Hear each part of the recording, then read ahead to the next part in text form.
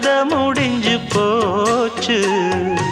ஈசான மூலையில லேசான பள்ளி சத்தம் மாமன் பேர சொல்லி பேசுது.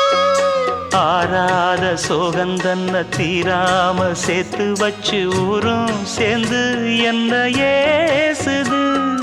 மாமா மாமா உன்னத்தானே எண்ணி நானும் நாளும் தவித்தேனே.